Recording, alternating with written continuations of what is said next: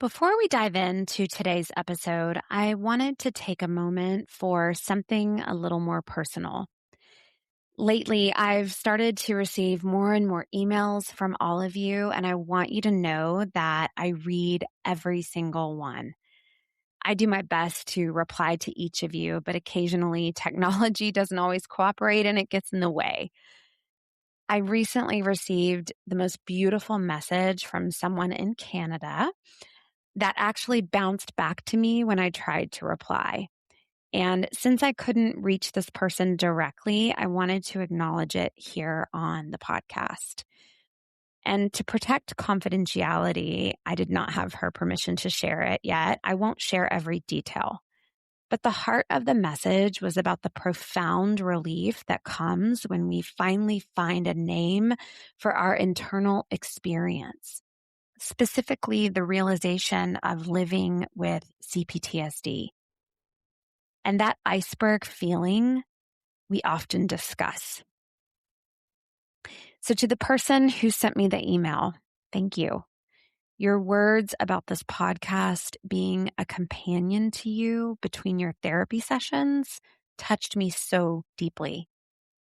It is an honor to be that quiet, reassuring voice for you as you navigate this new chapter of your healing journey. And this actually brings me to a small request for this community. When I decided to take this podcast in the direction of CPTSD, my ultimate goal was to provide healing through community, because this can be so isolating to live with. And I truly believe that we grow the most when we share our stories with one another.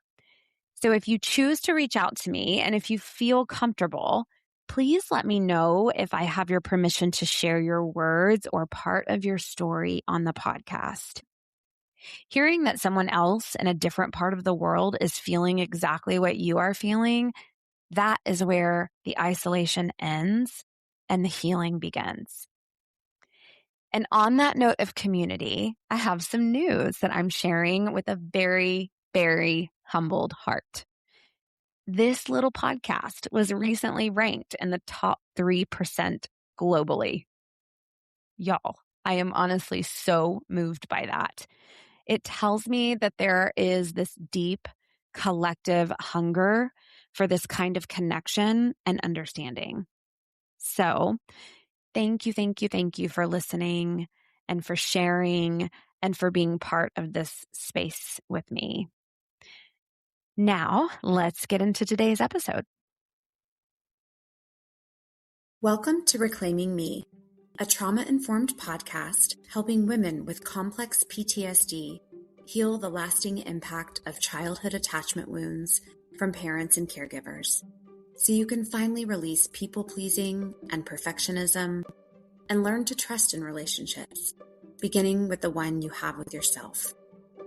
I'm your host, Cindy Payne, therapist, trauma specialist, and a woman who has walked this path both personally and professionally.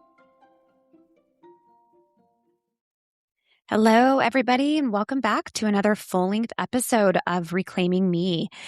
And as promised, we are going to be revisiting the Noah Kahan album, The Great Divide. For those of you who do not know who Noah Kahan is, or maybe you've listened to a couple of his songs, but you're not really familiar with his newest album, The Great Divide, you might want to go back and listen to last week's full-length episode where I did a deep dive with his song called Staying Still. So if last week's dive into Staying Still felt a little bit like a wrecking ball for you, then rest assured the cleanup is coming today, because we are going to be looking at one of his other songs that I've personally been obsessed with, and it's titled Willing and Able. But we're going to be pivoting the lens. We are not just talking about the parent today. We are going to be talking about the collateral damage. We're talking about the siblings who are left standing in the debris when there is an emotionally immature parent or maybe parents in the home. But I want to pause here before I move into the episode. And just a little heads up that if you are an only child, or if you are listening to this and thinking, my siblings and I are actually okay, don't turn the dial just yet. This episode still might be for you. And the reason why is because we don't live in vacuums.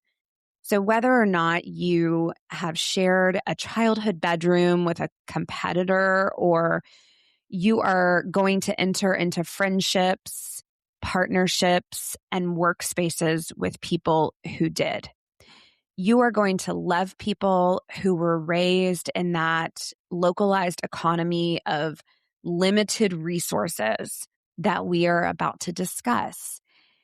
And understanding these dynamics is really about more than just sibling rifts.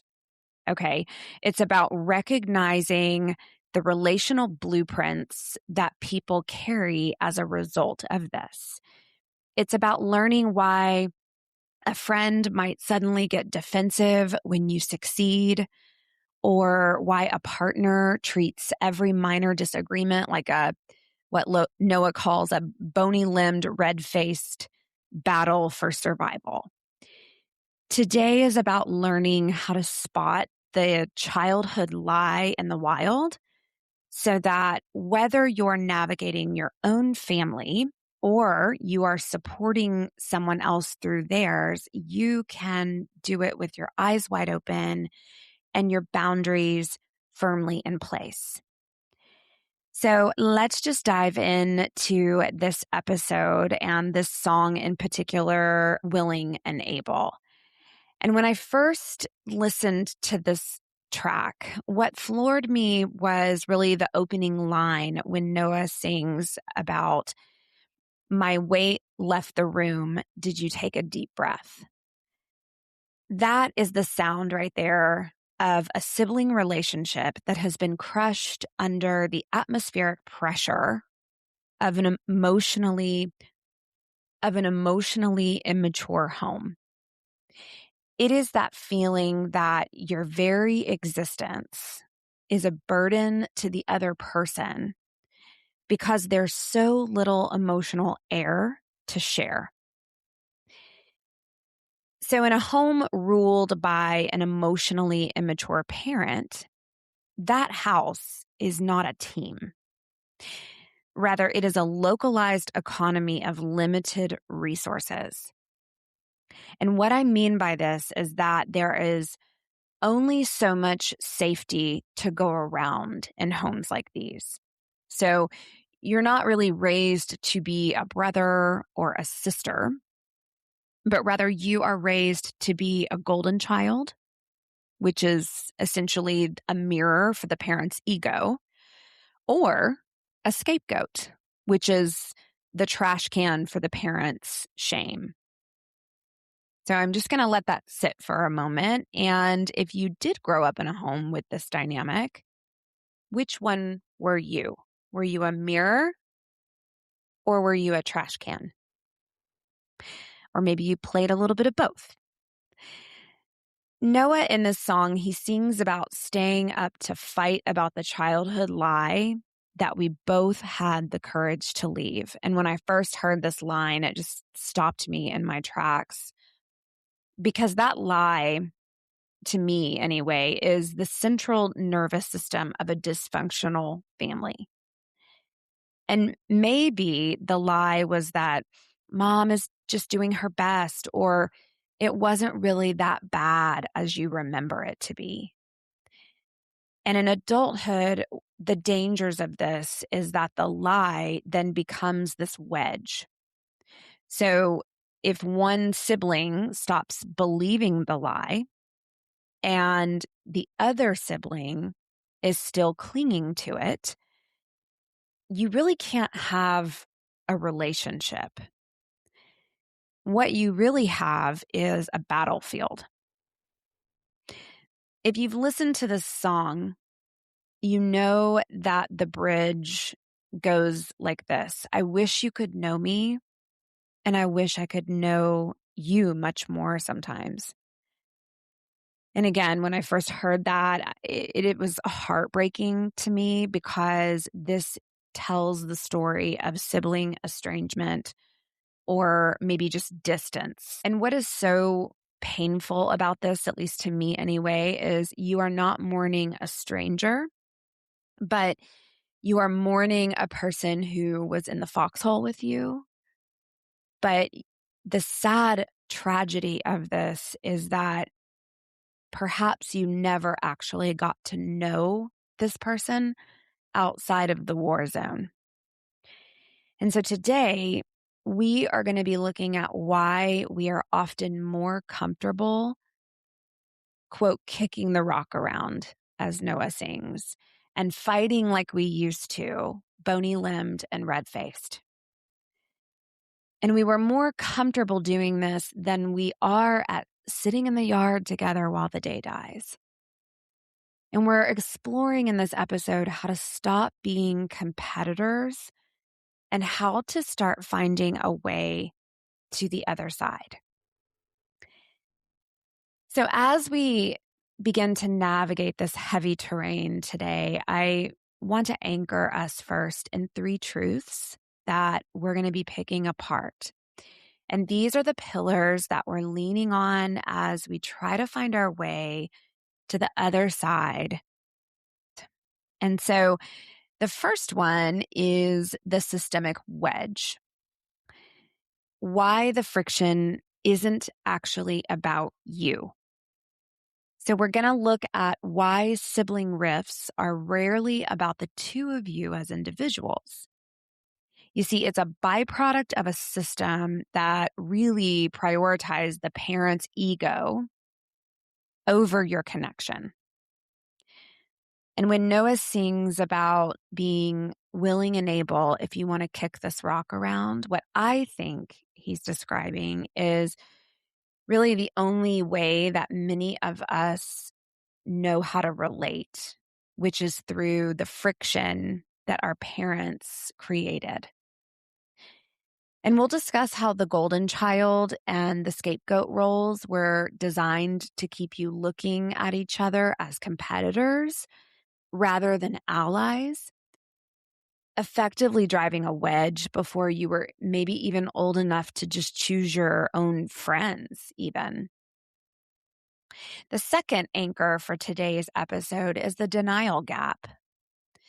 So if you listened to last week's full-length episode, I referenced a line in Staying Still where he talks about the northern lights, but really it's just smog.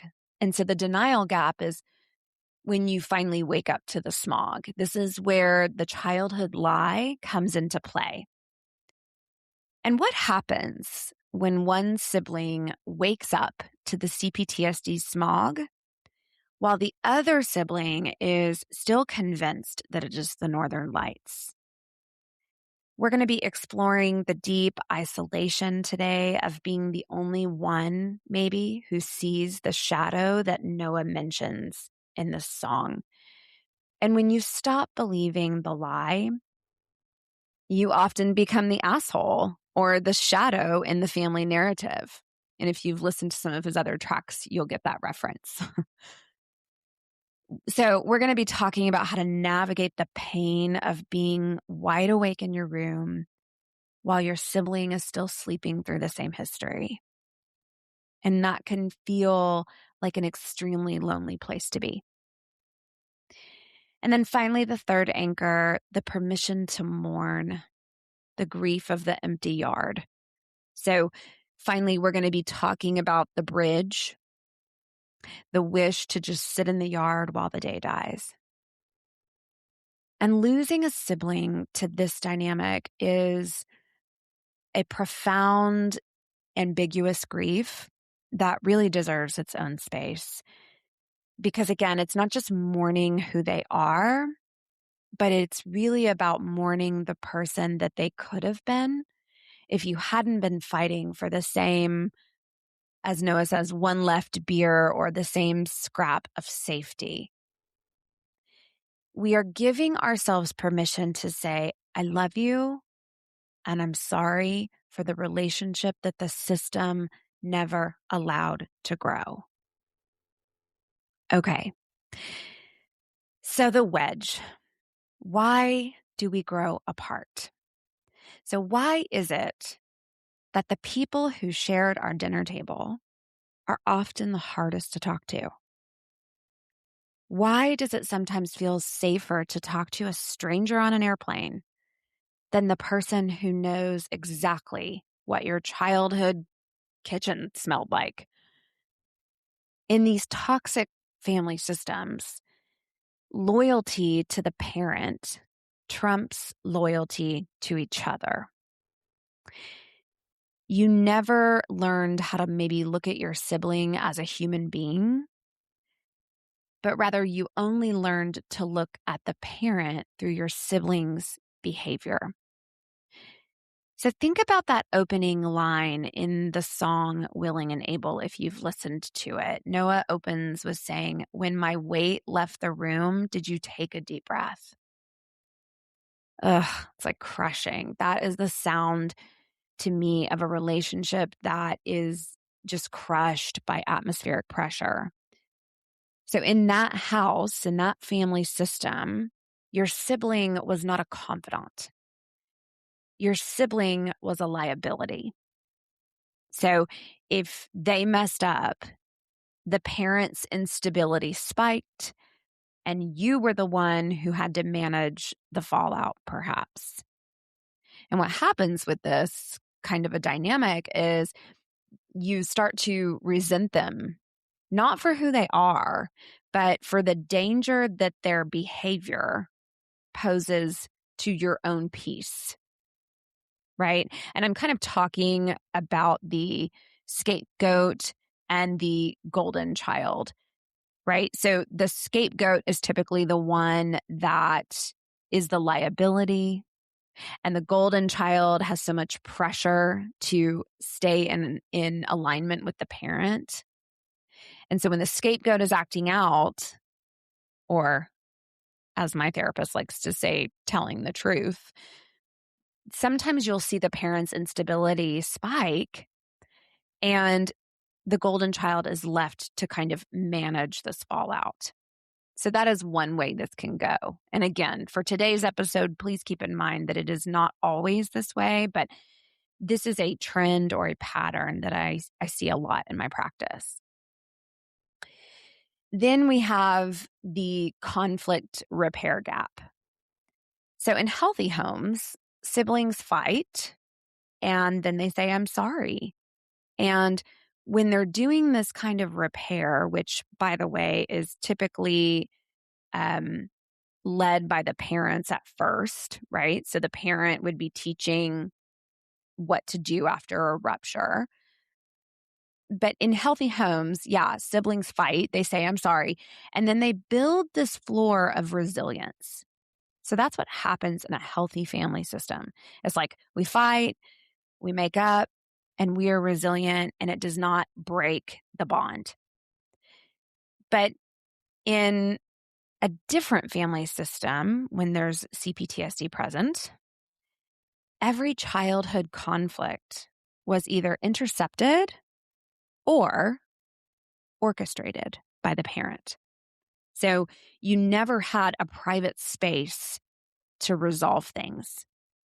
And because of this, the relationship simply lacks the floor that it needs to stand on in adulthood.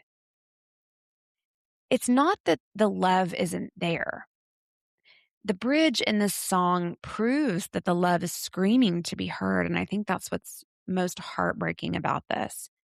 There is love there, but there is also a missing infrastructure. So you are trying to drive a semi truck over a bridge made of toothpicks, essentially. It's not going to work. It's going to collapse, right? And then we have the clinical trap. So I'm calling this the venting mirage. I see siblings fall into this constantly. So when they come into my office and they will share individually about their own pain, what I'm spotting is immediate triangulation. And triangulation is the substitute for connection. because you don't have that floor of repair. The only way you know how to relate to your sibling is by talking about the parent. So you use the parent's latest drama as the only currency that you have to trade. Or in a different triangulation dynamic, maybe it's the parent and one of the siblings talking about the other sibling, which this happens more than you would think. And this feels like a bridge, right? Like we're bonding over the parent's latest drama, or in a sibling and parent triangulation dynamic, they are bonding over the latest drama of the scapegoat sibling, perhaps. And again, this feels like a bridge, but it is actually a detour. Because what happens is in these scenarios, you feel a rush of closeness when you're both in it together, either against the parent or against the sibling. But that bond is entirely dependent on the parent's bad behavior or the other sibling's bad behavior. So you are not being brothers or sisters. You are not being a daughter or a son to that parent. You are being specialized units in a trauma processing factory, basically. And that is so damaging. And it doesn't just stop there, but it actually plants the seed for this to continue well into adulthood. So let's talk about the empty yard test. I want to give you a diagnostic tool to see if you're in this trap. And I call it the empty yard test, again, inspired by Noah's wish to sit in the yard while the day dies. It's such a beautiful line. And ask yourself this question. If you took the parent out of the equation for 6 months, so if there were no crises to discuss and no childhood lies to deconstruct, would you have anything to say to each other? And if the answer is, I don't know, then that is the wedge in action. It is a sign that the parent is still the switchboard operator of your relationship. And you cannot know the them that exists today if all you're ever talking about is the him or the her that hurt you both 20 years ago. So to find a way to the other side, we have to be willing to do the terrifying work of looking at each other without the parent standing in the middle. And I'm going to just be really honest with you. This is challenging once these patterns are already ingrained in us by adulthood. I'm not saying it's impossible to do this, but oftentimes, for this to be a fully repaired relationship that has success, you would have to have some sort of mediator or coach or facilitator or therapist helping you to untangle this, because there's a lot of pain and a lot of shame and a lot of armoring when this kind of dynamic is already well embedded in this family system. So I want to shift over to a little bit of a lyric deep dive from the song Willing and Able, because how could I not deconstruct this beautiful and yet heartbreaking song that I've had on repeat for the last few weeks? And the first line that I want to point out is the one where he says, I'm willing and I'm able to be the one you hate. This line to me is the anthem of the scapegoat who finally leaves the system.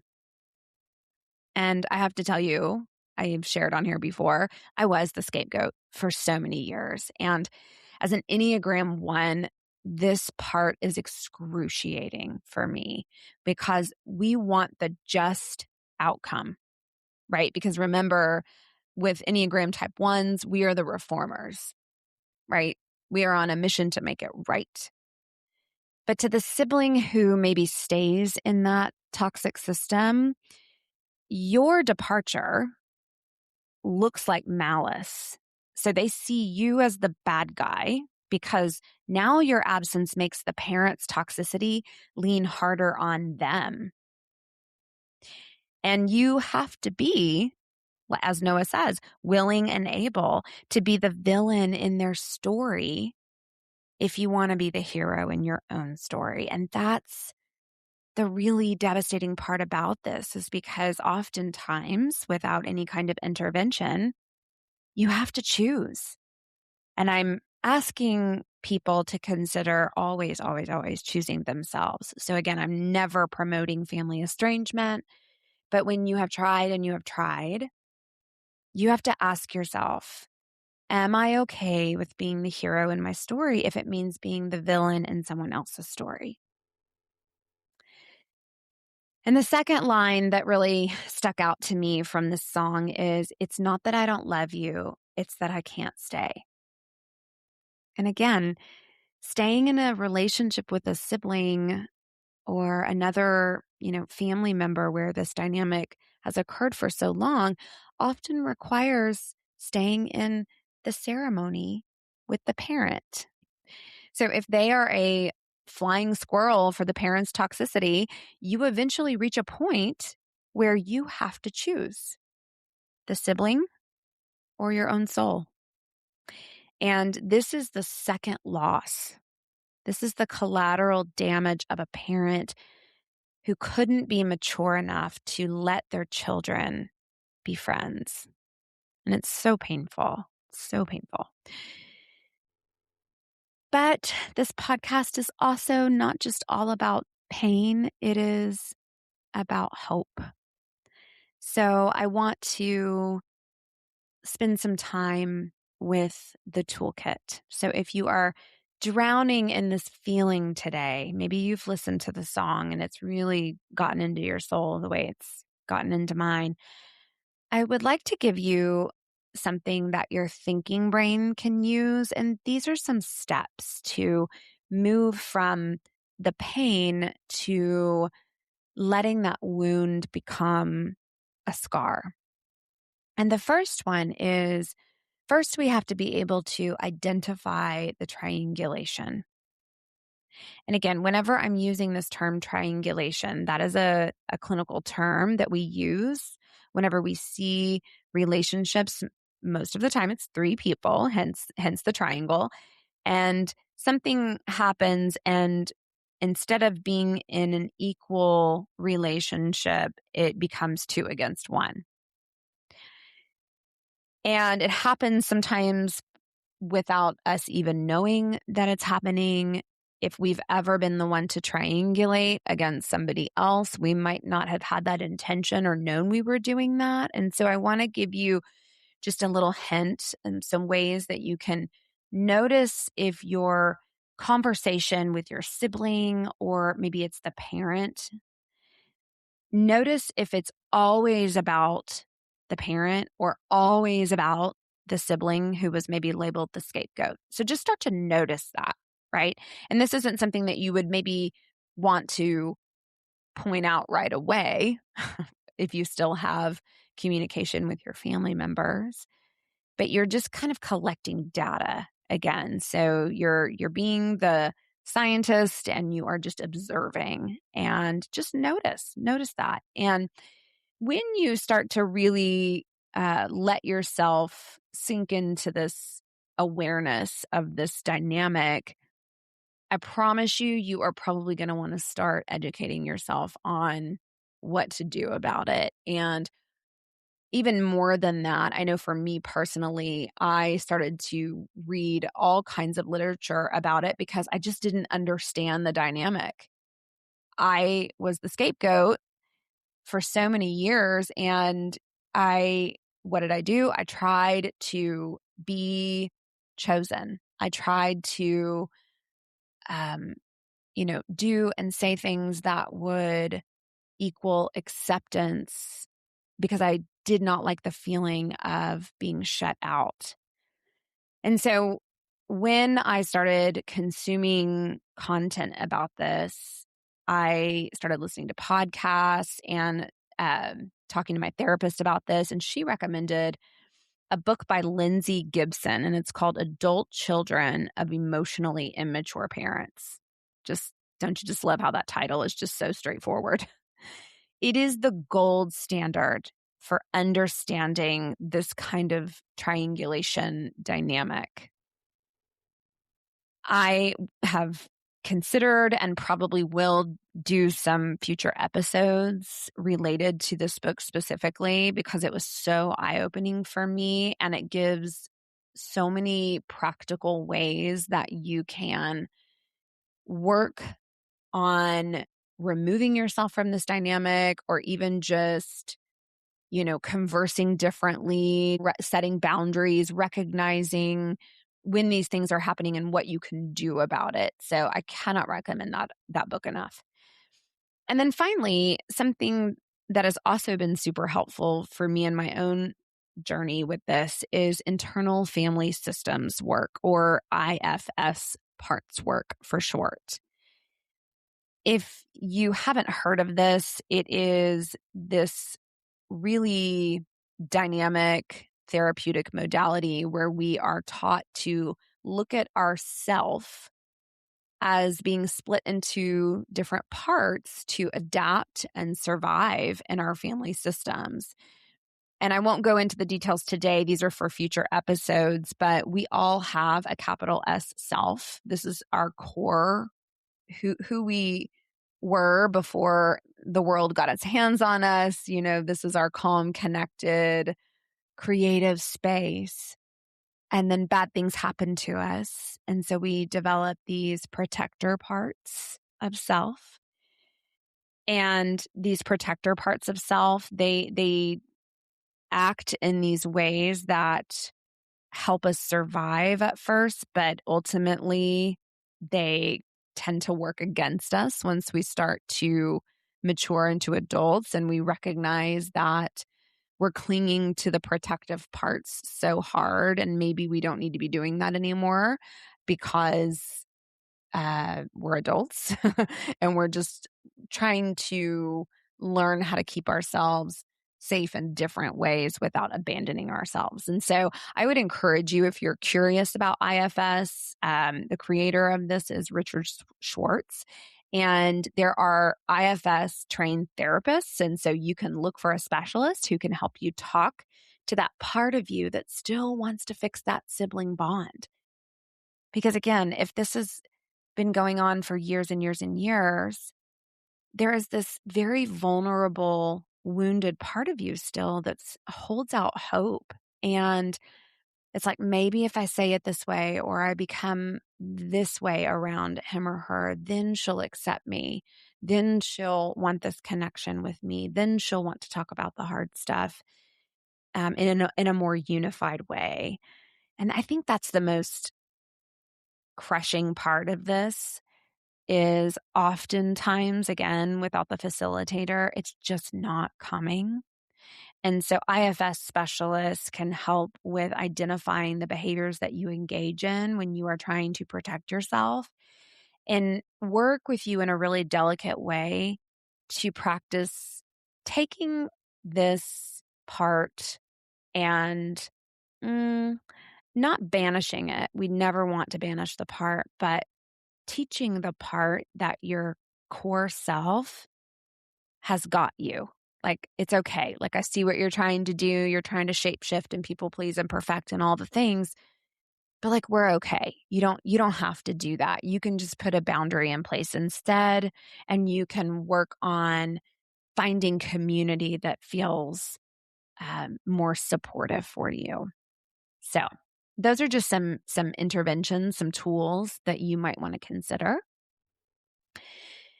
And again, before we wrap up here, I want us to circle back to our 3 anchors today. And that first one was the systemic wedge.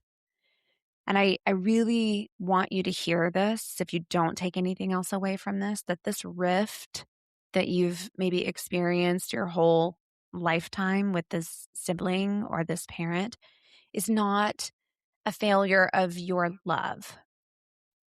Okay? It is that systemic wedge, again, that was formed in the very beginning, and it was not formed by you. So please know that. And secondly, we talked about the denial gap. And, simply put, you cannot thinking move someone out of a denial gap. You cannot. It is not possible. I've tried it many, many, many times. And then finally, and most importantly, you have permission to mourn the sibling or the parent, maybe, who is still here, but no longer accessible to you. And I am going to be doing some future episodes on the grieving process with CPTSD related family dynamics, because there is a lot of grief, and it is a messy kind of grief. It's a really complicated type of grief because it's typically not the physical loss of a person. And this is a really delicate type of grief work. So I'm really excited to have some future guests on who specialize in this kind of work. So I hope that you will join me this Wednesday for a midweek reframe where we talk more about this specific type of grief. And on a personal note, as I head towards June 19th and my move to California from Texas, I too am carrying these shadows. And transitions for me have always had a way of highlighting who isn't coming with me.